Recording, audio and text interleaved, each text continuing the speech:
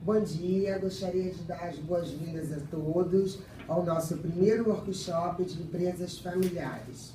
Quero agradecer a presença do Núcleo de Estudos de Administração de Empresas Familiares da Bahia e da Quanoeme, da UF do Rio de Janeiro. Esse evento não seria possível se não fosse a iniciativa, junto com esse grupo, com o Programa Qualidade Rio, através da nossa Secretaria de Desenvolvimento Econômico, e agradecer a CETRAB pela sessão do auditório, na pessoa do secretário Haroldo de Oliveira, que ele é um entusiasta dessa área de administração, da área de gestão. Vamos dar início aos nossos trabalhos. Nós temos uma agenda a cumprir, que é a nossa programação, que vamos falar sobre os aspectos familiares, da sustentabilidade familiar. Vamos falar sobre as ferramentas sustentáveis da gestão e depois vamos encerrar com os debates. Vou passar a palavra agora para as minhas colegas, a Noemi e depois a Maria da Graça.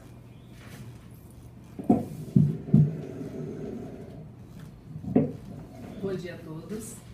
Com muita alegria que a gente traz aqui esse primeiro workshop sobre empresas familiares, né? A gente tem esse apoio do Programa Qualidade Rio, da Faculdade de Administração da Bahia, do Conselho Regional, né, de Administração da Bahia, através do nosso núcleo de estudos. E a gente vem aqui trazer um tema muito importante hoje, que a gente está trabalhando nas nossas pesquisas, que é a gestão do patrimônio como ferramenta sustentável na empresa familiar. E nós coordenamos e organizamos esse evento assim, com muito carinho, com muito cuidado, para trazer um tema, né, que está aí recorrente, que é a empresa familiar, para cada vez mais a gente ter conhecimento como é o funcionamento para o desenvolvimento das próprias empresas. Então, vou passar aqui agora a palavra para a professora Graça, que vai falar em nome do núcleo.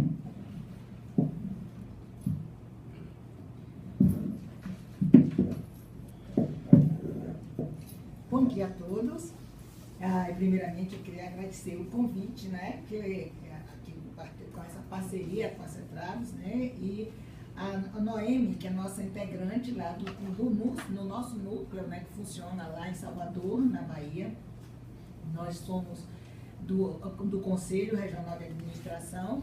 Lá, esses núcleos de estudo foram criados pelo Conselho Federal de Administração e com o objetivo justamente de que os nossos administradores tivessem a oportunidade de estarem discutindo e se atualizando em temas específicos, que eles tivessem envolvimento, que eles tivessem motivação.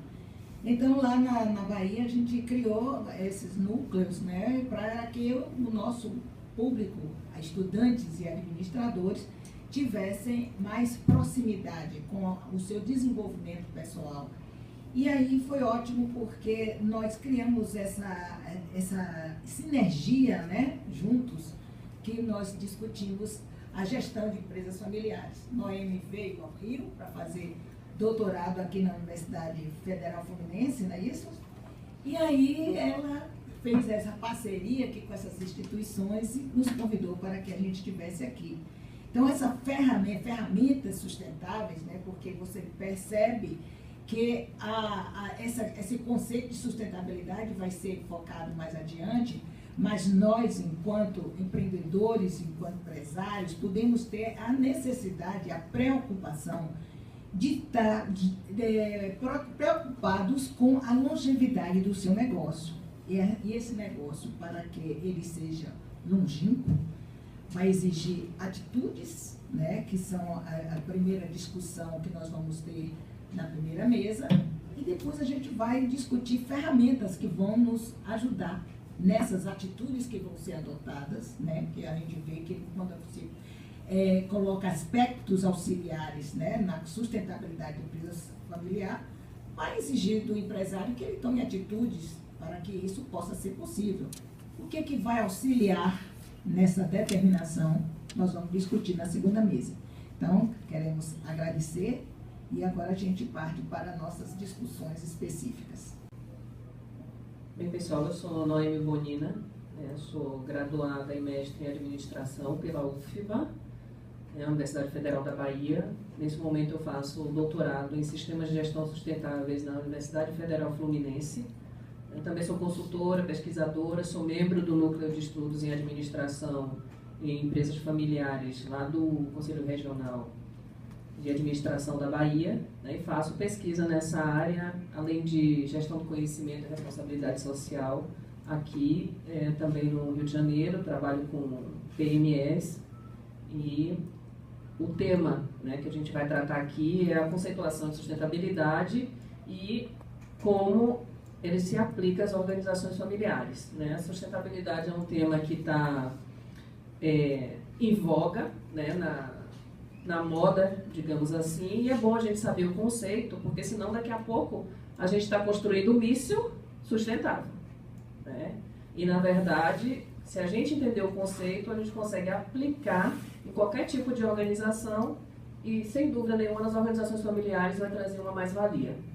Então, esses conceitos de sustentabilidade, né, surge aí nos anos 70 ligados a problemas do meio ambiente.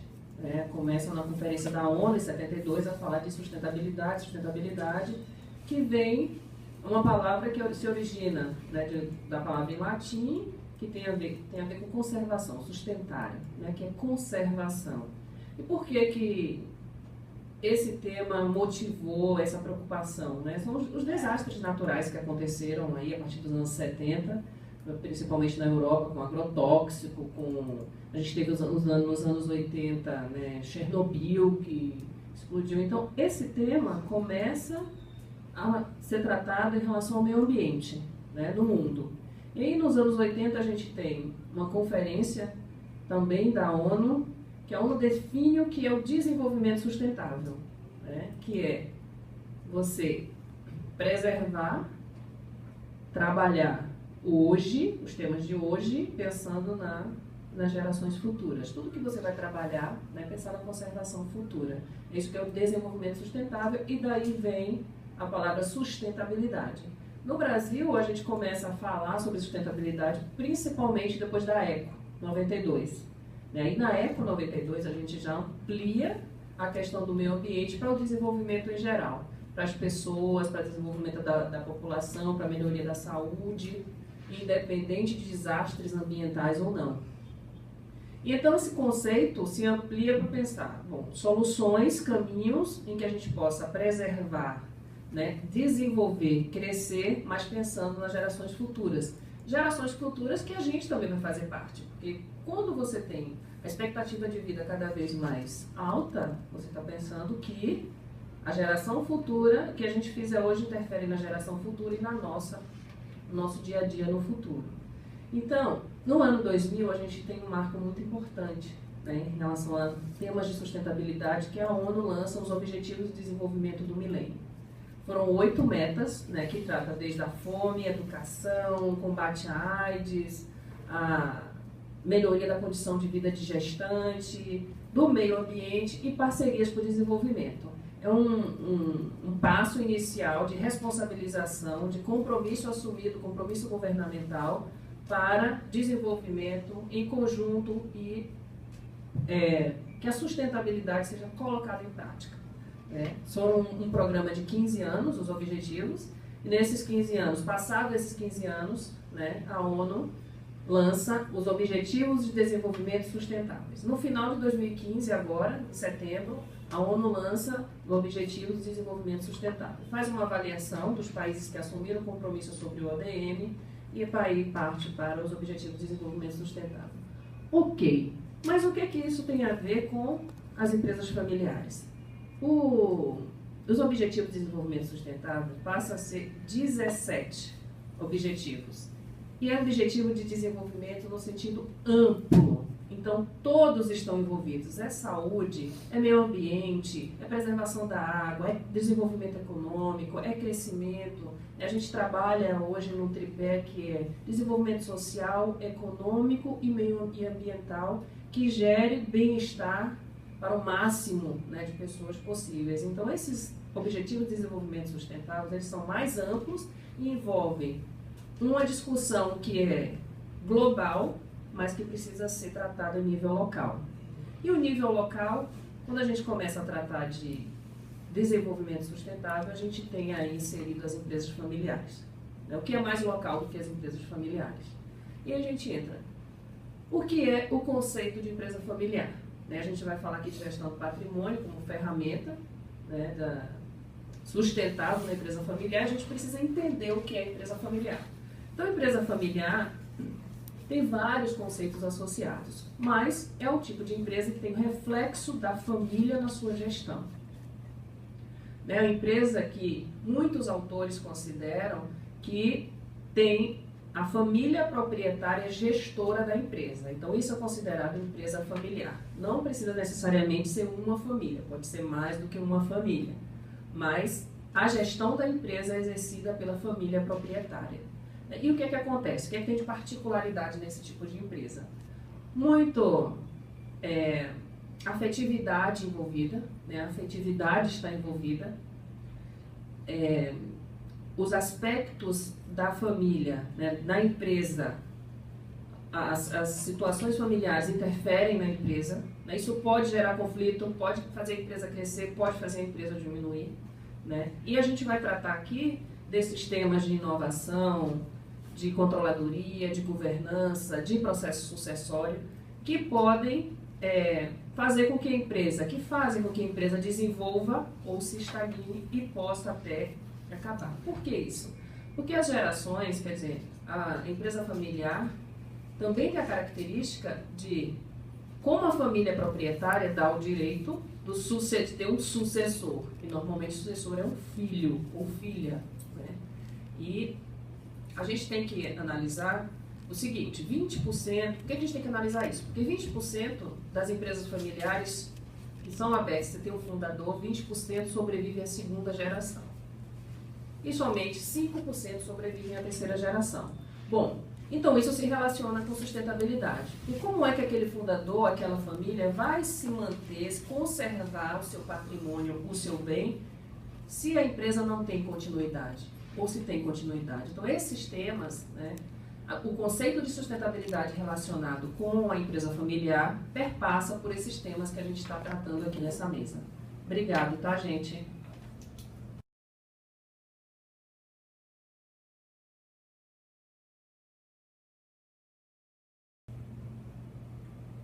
Bom dia, meu nome é Cívia Maria Ferreira Rocha Assunção Oliveira, sou secretária executiva e pesquisadora do Núcleo de Apoio à Gestão Empresarial da Escola de Administração da UFBA. E como Noemi já iniciou falando o que é empresa familiar, já fez a conceituação. E essa empresa familiar, como ela já mencionou, tem empresa que chega na segunda e terceira geração, mas tem empresa que não consegue nem passar da primeira geração. Por quê? Lança um produto, esse produto faz sucesso e esquece que esse produto precisa ser revisado ou lançado um novo produto. O que é isso? A inovação. E por que inovar? Inovar é para você não ficar estagnado, para que você seja competitivo no mercado e aumente sua margem de lucro. A inovação, ela vem sendo estudada há muito tempo, Então, assim, resumindo, o conceito hoje que se trabalha de inovação, que é inovar, é ter uma ideia, pegar essa ideia, fazer um protótipo. Se você ficar só no protótipo, ela vai ser apenas uma invenção, que foi o que Santos Dumont fez. Ele pensou o avião, ele fez o protótipo do avião, mas ele não chegou a produzir o avião para ser comercializado. Então, para que seja considerado uma inovação, você tem que pensar esse produto, tem que fazer um protótipo desse produto e fazer com que ele seja comercializado. Ele tem que gerar recurso para a organização. Se não houver a geração de recurso, não é considerado inovação. E inovar, você pode inovar pode ser uma inovação de produto, você pode fazer uma inovação de produto, você pode lançar um produto novo no mercado, uma coisa extremamente nova, que não existe, como foi o caso de um empresário da cidade de Eunápolis, no sul da Bahia, que ele fez um medidor de decibéis. Por quê? Com a lei de anti-ruídos, não existia esse medidor de decibéis no mercado. Então, o que ele fez? Ele chegou uma demanda para ele, ele pensou como seria esse produto, ele fez um protótipo, desenvolveu esse protótipo e comercializou. Então, isso é uma inovação de produto. Uma inovação de serviço. O que é inovação de serviço? Eu tenho um serviço, só que esse serviço ele pode ser um novo serviço no mercado ou melhorado. Todo mundo sabe que tem um serviço de delivery de comida e bebida, mas o empresário baiano, o que ele fez? Se eu estou em casa, de repente chega 10, 15 pessoas na minha casa de surpresa. Eu não vou ter condições de mercado comprar copo descartável, comprar pratinho. Então, ele tem um serviço de delivery que ele monta a festa na sua casa. Ele leva da bebida ao descartável. Então, você não precisa ter trabalho nenhum. A inovação organizacional, você pode fazer inovação na organização de sua empresa mudando a estrutura de como você faz a gestão. É um caso de um empresário baiano que ele fazia pagamento, fazia compra, ele atendia o telefone. E a empresa foi crescendo e ele viu que ele não tinha condições de ter essa demanda e atender adequadamente aos clientes. O que ele fez? Contratou pessoas, ele inovou na gestão do serviço dele. Então, ele pegou uma secretária, ele pegou um contador, facilitou a gestão e isso fez com que ele aumentasse 30% o valor da arrecadação da empresa dele. E a inovação de marketing, que eu acho que mais as pessoas falam inovação de marketing, o quê? Tem um empresário, por exemplo, de Barreiras, que ele tem uma tapiocaria que tem 40 sabores diferentes e distintos. Só que o comércio dele não dava lucro. Por quê? Ele tinha uma demanda, ele tinha cliente, mas o estabelecimento não tinha um visual adequado. O serviço, a produção das tapiocas não eram medidas, então colocava quantidade diferente. O que ele fez? Ele padronizou a produção e investiu na questão do layout, do uniforme, do nome da empresa e com isso ele conseguiu aumentar também a lucratividade. Então, inovar significa o quê? Você pensar uma forma que o seu comércio ele lhe dê lucro. Então, você tem que trazer ferramentas, trazer coisas para a sua organização para que ela lhe dê lucro e que você faça com que as pessoas que estejam na organização estejam com vontade dali continuar, porque vê que há crescimento, há inovação e as pessoas tenham vontade de sair de sua casa para trabalhar.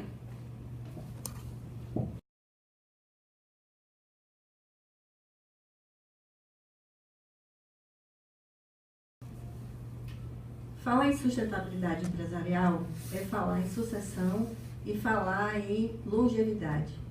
Porém, esse é um tema que não está muito presente nas empresas de pequeno porte de formação familiar por conta de uma cultura existente nesse segmento de empresarial, onde o que está muito forte é a questão da sobrevivência. Então, você pensar sustentabilidade significa pensar a longo prazo. E uma das coisas assim, mais desafiadoras para os gestores de empresas familiares é exatamente o planejamento de longo prazo. O que nós, na minha experiência como coach empresarial, eu consigo perceber com muita clareza a dificuldade que as pessoas, os donos das empresas têm de pensar a longo prazo, de tirar o olho da operação do negócio, de pensar que nas futuras gerações. Muitos dizem, inclusive, que não sabem se os filhos vão querer e que eles estão realmente mais preocupados com essa sobrevivência no momento do que com outra coisa, porque cada um dos filhos pode desejar fazer outras coisas, enfim, eles não têm isso como uma meta, como algo que seja realmente assim, a sua empresa, algo estimulante para que os seus filhos, outras pessoas da sua família queiram dar continuidade a esse trabalho. Pesquisas realizadas entre as empresas que já passaram pelo processo de coaching, na Action Coach, demonstram que 70% dos empresários estão focados na operação do negócio, do tempo dele. 20% desse tempo está voltado para a gestão, a administração, e apenas 10% do tempo do empresário está voltado realmente para a estratégia de negócio. E aí a pergunta que vem é, se ele dedica apenas 10% do seu tempo à estratégia, que tempo ele tem para pensar a sustentabilidade? Essa é uma primeira crença. A segunda crença é que é caro fazer isso,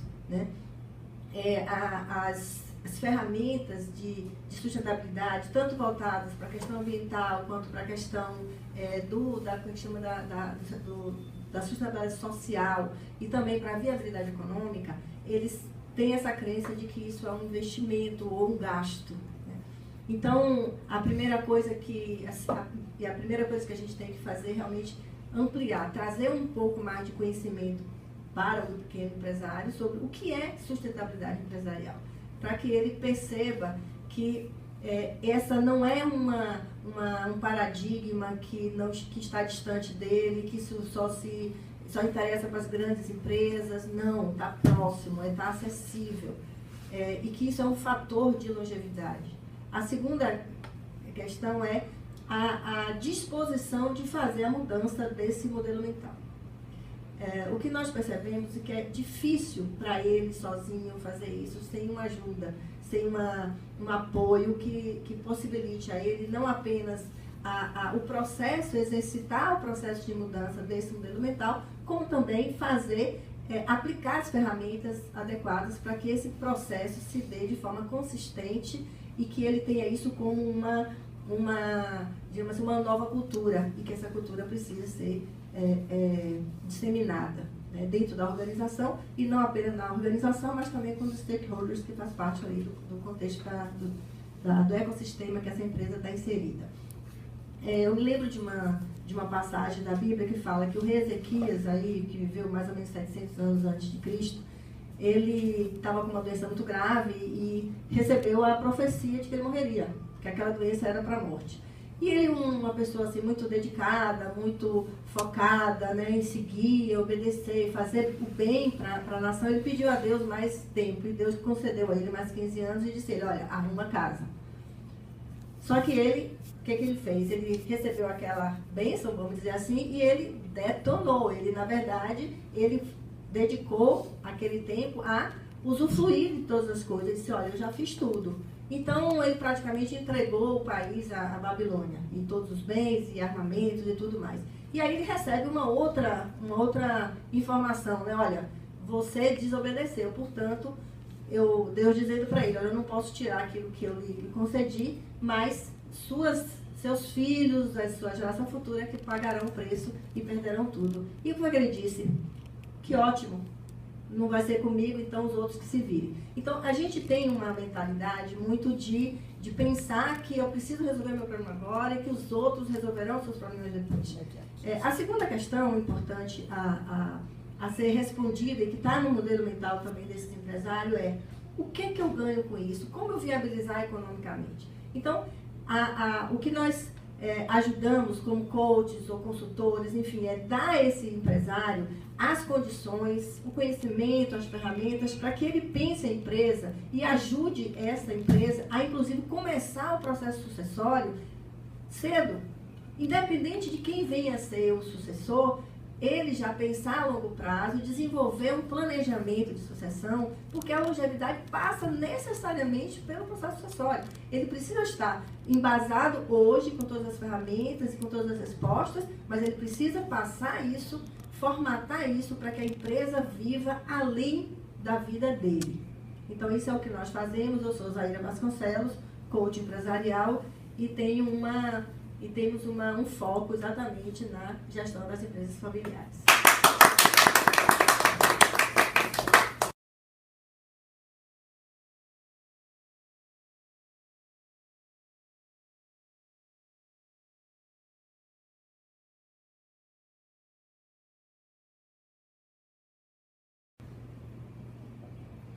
Vamos então, né, nossa segunda mesa, em que, como a gente disse na abertura, né, nós vimos que nós temos que tomar determinadas atitudes, que as nossas colegas focalizaram na primeira mesa, e agora nós vamos ver algumas ferramentas que dispomos para que realmente essa sustentabilidade, essa perenidade dessas empresas familiares possa acontecer.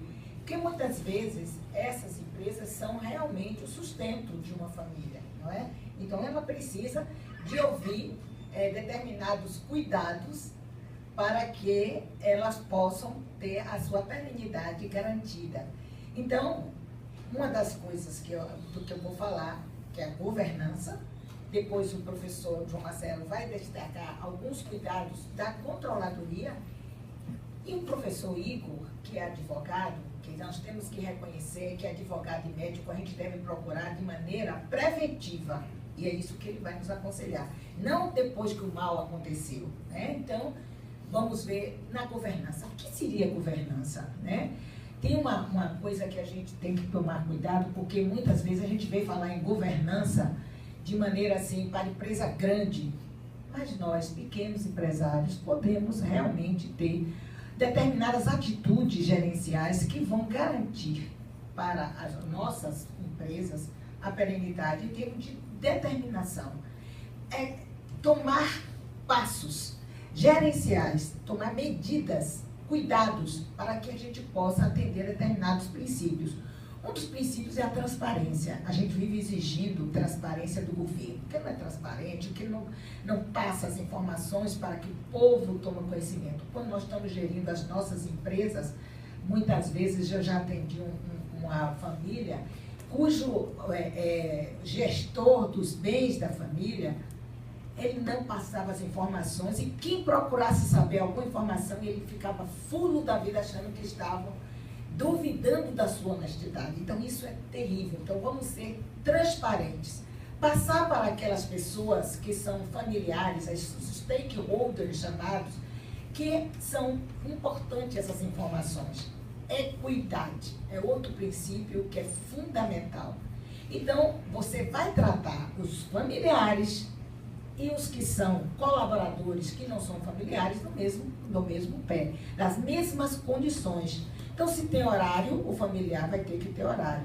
Se vai ter o nível salarial, vai ser um nível salarial compatível com aquela função que ele desempenha. Se vai passar todo mundo pela avaliação de competência, ele também vai passar. Então, esse é um princípio básico. Prestação de contas é outro. Ninguém quer prestar contas. Acha que todo mundo tem que adivinhar que aquela pessoa é honesto acima de tudo e que não tem que prestar contas a ninguém, mas tem que prestar. Não? Então, isso é uma coisa básica, um princípio básico. Responsabilidade corporativa. E nesse princípio da responsabilidade corporativa é que realmente o conceito de sustentabilidade, então, ele abrange completo. Porque além de zelar pela que a nossa organização se perpetue, eu tenho que zelar que essa organização se perpetue com critérios éticos, de responsabilidade com o meio ambiente, de responsabilidade com a saúde pública. Então, são princípios básicos que devem ser respeitados e celebrados. Aí, agora, a estrutura que a gente tem que montar dentro de uma organização para que essa governança aconteça, nós temos que criar determinados conselhos, né? Então, tem um conselho chamado Conselho de Família. Aí eu digo, poxa, eu vou criar um conselho de família, minha empresa é pequena, como é que vai ser isso? Normalmente, você tem o pai, a mãe ou algum tio que é respeitado, que pode sentar e pensar aquele empreendimento que é o sustento de todo mundo. O que é que precisa para que esse empreendimento se perpetue? Que formação é que nossos filhos devem ter? Que critérios é que nós vamos estabelecer para que as pessoas sejam entrantes na minha organização? Então, essas decisões são tiradas e são adotadas por esse conselho de família. Depois tem o conselho de administração. O conselho de administração vai pensar a organização. Então, ele vai gerir a organização e vai prestar contas a essa família do que é o resultado da empresa. Então, todas as decisões estratégicas são tomadas pelo conselho de administração.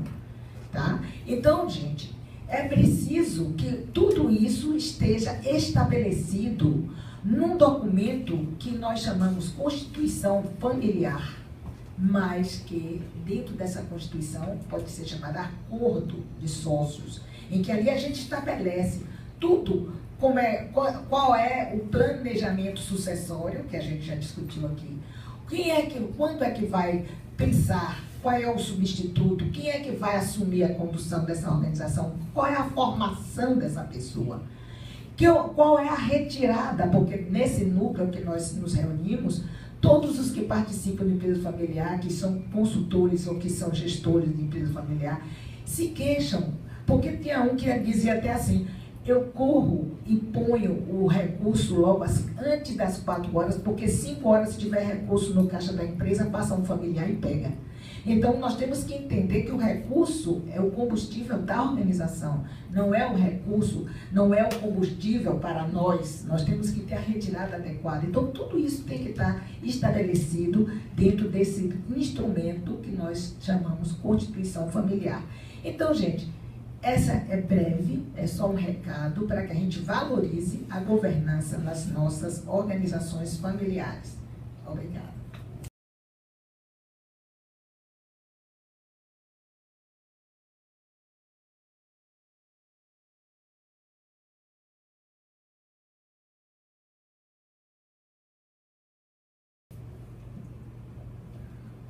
Bom dia, gostaria de agradecer o convite, gostaria também de saudar aqui os membros da mesa, o qual tenho esse prazer de estar aqui dividindo e fazendo esse evento.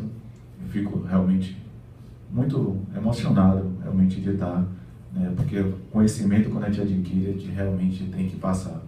Falar de controle, falar de controladoria realmente é algo que me deixa muito satisfeito. Minha vida toda, a minha parte profissional, eu tive muito contato com a questão de controles preventivos, detectivos, e eu percebi a importância que um controle faz na organização. Eu trabalhei um período numa das maiores empresas de auditoria, a maior, vamos assim dizer, de auditoria, que foi a Braz, e lá eu pude realmente começar a entender, começar a me aprofundar nesse conhecimento. Depois fiz mestrado e doutorado, onde eu tive a oportunidade de fazer um sanduíche em Washington, onde o conhecimento nessa parte de controle realmente está um pouco à frente do nosso país.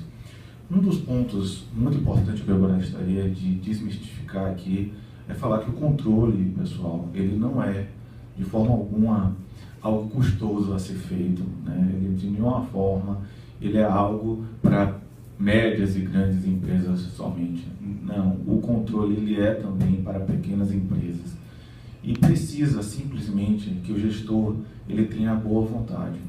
Então, uma pesquisa feita recentemente, e ela foi feita em 5 países, e mostra algo muito interessante, que é o seguinte, que aquelas empresas que tiveram boas estratégias, ou seja, a gente está falando aqui de sustentabilidade, e para ter sustentabilidade, uma das nossas palestrantes aqui falou que é necessário ter estratégias, boas estratégias, ter inovação.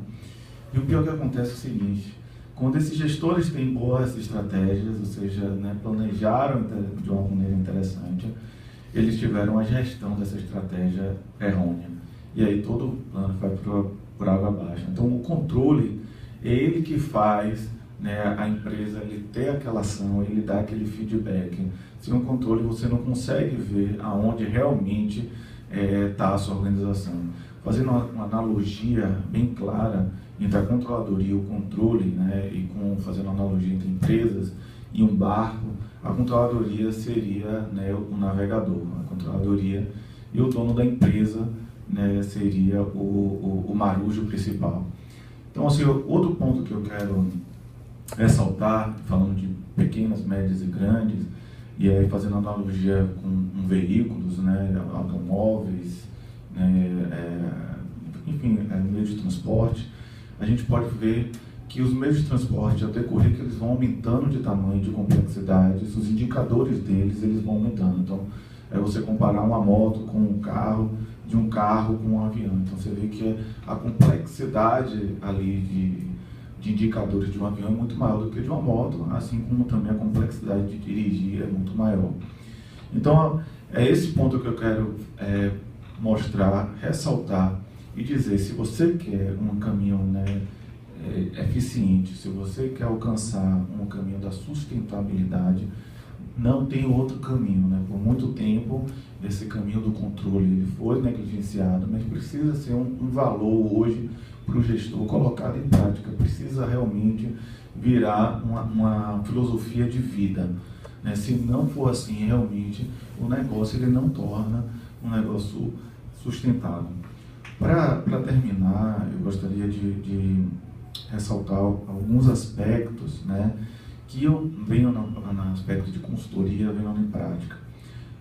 Uma empresa que eu gostaria de chamar a atenção foi uma empresa do curso de inglês, que ela estava em 54ª colocada do estado que ela pertence, e ela estava, o empreendedor, né, o empresário, ele estava achando que ele tinha um péssimo negócio, né, estava a ponto de desistir, ele tinha algumas franquias, e aí ele contratou a consultoria, e a gente foi prestar consultoria, e a gente colocou realmente a controladoria lá. O interessante foi que a gente começou a fazer aquela estratégia ser para todos, e começamos a ter feedback para todos, tanto dos alunos, para os professores. Então, interessante foi, né, o professor que mantivesse a sua turma, né, sempre, ele tinha um indicador de benefício daquilo, se tivesse, né, um indicador de satisfação. E foi interessante que em 1 ano e meio de consultoria, que eu pude acompanhar a sua organização, ela passa de 54ª para a 3ª do estado. Então, assim, é uma coisa que eu quero dizer, é uma pequena empresa, né, ela só tinha 2 filiais, né, e ela era não era lucrativa, o dono inclusive queria vender ela. Então, assim, eu gostaria de passar, mais uma vez, ressaltar a importância dos controles, mostrando que realmente ele é para qualquer tipo de organização. E gostaria de estar agradecendo e colocar à disposição, né, através do e-mail ou dos contatos aqui presentes. Muito obrigado.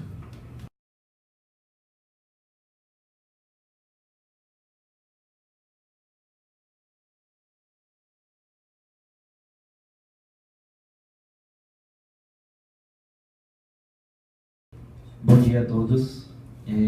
Os cumprimentos a esta mesa, na pessoa da professora Graça, do João Marcelo Barreto. Nosso tema é falar sobre os aspectos legais jurídicos na gestão do patrimônio da empresa familiar. Alguns palestrantes que me antecederam já conceituaram a empresa familiar, discorreram um pouco sobre as diversas formas que os doutrinadores têm de conceituar a empresa familiar. Uns dão um aspecto mais objetivo, outros com um aspecto mais subjetivo sobre a empresa familiar. Então, alguns ligando a participação do controlador da empresa como sendo o patriarca ou a matriarca da família, outros com um aspecto mais objetivo, ligado à gestão da empresa propriamente dita e à possibilidade de sucessão dessa empresa pelos herdeiros. Alguns autores entendem que, na verdade, uma empresa só passa a ser considerada como empresa familiar a partir da 2ª geração. Até então, quando ela está sob o comando do fundador, ela seria uma empresa chamada de empresa pessoal. Então, quando ela passa pelo primeiro processo de sucessão, é que ela deixa de ser uma empresa pessoal e passa a ser, então, uma empresa considerada como empresa familiar. Então, a gente vai adotar aqui, para efeitos dessa nossa fala, o conceito de empresa familiar, entendendo como sendo empresa familiar, toda aquela empresa que, caso ocorra um divórcio ou uma morte, e provocando, portanto, uma sucessão, ela gera uma ruptura na gestão daquela empresa. Então, toda vez que ocorrer, para efeito do que a gente vai abordar aqui, toda vez que ocorrer um divórcio ou um falecimento na família, isso provocar uma ruptura na gestão, uma mudança de gestão daquela empresa, a empresa será então considerada como sendo uma empresa familiar. Então, imaginemos aí uma situação de uma empresa familiar em que você tem aí participando dela não só o seu fundador, mas várias outras pessoas, membros da família, que estejam participando. Às vezes a hipótese que você tem o fundador e você já tem a esposa dele que trabalha também na empresa, você tem os filhos que já trabalham na empresa e esses filhos já se casaram e trazem os afins, né? São as esposas e aí fazendo parte então dessa empresa familiar. Um aspecto interessante que a gente tem que ter cuidado nessa gestão do patrimônio é o cuidado com uma confusão patrimonial. Isso é muito comum nas empresas. Se isso é comum nas grandes empresas, imagine nas pequenas empresas e nas empresas familiares de pequeno porte. É muito comum a esposa ou o filho ou o marido, em que a mulher é a gestora da empresa familiar, e assim, eu quero usar o helicóptero da empresa hoje, que eu quero ir passar o final de semana com os meus amigos lá em Niterói. Eu quero passar o final de semana lá em Porto Seguro. E simplesmente pega o helicóptero da empresa e vai. De repente surge uma emergência na empresa, o helicóptero está sendo usado para fins particulares. É muito comum ligar para a secretária da empresa e pedir para a secretária da empresa agendar para ele uma consulta médica, marcar uma limpeza de pele. Pague, estou sem dinheiro aqui, passe lá na empresa e receba. Então, é muito comum isso, essa confusão patrimonial. E isso precisa ser resolvido. Não só em razão de que isso acaba inviabilizando ou dificultando o adequado controle da gestão e da contabilidade empresarial, como também isso no futuro, numa eventual sucessão, isso vai trazer um impacto, porque você acaba não sabendo o que é da pessoa jurídica, da empresa familiar, e daquilo que é do particular, que é patrimônio próprio da família. E com isso, a gente tem aqui algumas sugestões que a gente poderá desenvolver melhor por meio das perguntas, com as dúvidas que os senhores tiverem, os que estão aqui assistindo presencialmente, poderemos caminhar ao final da fala, e aqueles que vão assistir depois pelo Facebook, poderão nos encaminhar e responderemos por e-mail. Duas sugestões, são sugestões simples que podem ser implementadas. Uma é chamada Family Office. Dentro da empresa, o empresário cria um setor, que é o setor responsável em providenciar esse aparato a deixar disponível para a família. Então eu tenho uma empresa, eu vou criar um Family Office. Esse Family Office vai ter um motorista, vai ter uma secretária, por exemplo, a depender da quantidade de familiares, e tudo que a família precisa, e sempre deixa uma verba destinada para essa Family Office. Tudo que a família precisar, ela não vai direcionar para a empresa em si, ela direciona para a Family Office. Essa Family Office está montada para dar esse tipo de atendimento. Eu preciso de um carro, ok. Você tem uma secretária da empresa que está destinada só para atender os interesses particulares da família. Quero fazer uma doação, ok, o Family Office providencia isso. Eu quero praticar atos de filantropia, o Family Office faz isso. Já numa palestra da primeira mesa redonda, a colega falou sobre sucessão patrimonial. Uma outra forma de você tentar evitar essa confusão patrimonial é através da constituição de uma holding, né, que a gente vai chamar aí de holding patrimonial. Tecnicamente, na verdade, o nome a ser chamado é administradora de bens imóveis próprios. Tá? Como o holding está na moda, então a gente acaba chamando aí de holding patrimonial. O que é isso? É você pegar o patrimônio, os imóveis da pessoa jurídica e da família e localizar dentro dessa administradora uma pessoa jurídica com CNPJ próprio, com uma finalidade específica, que vai poder comprar, vender imóveis, alugar, fazer toda a administração dos bens imóveis dessa família. Isso é uma forma de proteger, porque você não sabe amanhã se o seu filho vai se separar da nora. E se ela se separa da nora, se o seu filho vai se separar da sua nora, se ele se separa, e ela tiver direito, por exemplo, à meação e for meada exatamente um patrimônio da família, a família vai perder parte daquele patrimônio. E a ideia da constituição de uma holding patrimonial é exatamente preservar o patrimônio que tem o histórico da família, que é aquilo que a família quer. Então você constitui uma holding patrimonial e cada um dos seus filhos ou da sua esposa e você mesmo, você será o quê? Dono de uma cota parte daquela holding patrimonial. Você não mais será dono da casa, você não será mais dono do prédio, mais dono do automóvel, você vai ser dono de uma cota parte da holding patrimonial. E a vantagem, para finalizar, a vantagem de você formar uma holding patrimonial e colocar esses bens nessa holding patrimonial é que você cria uma proteção.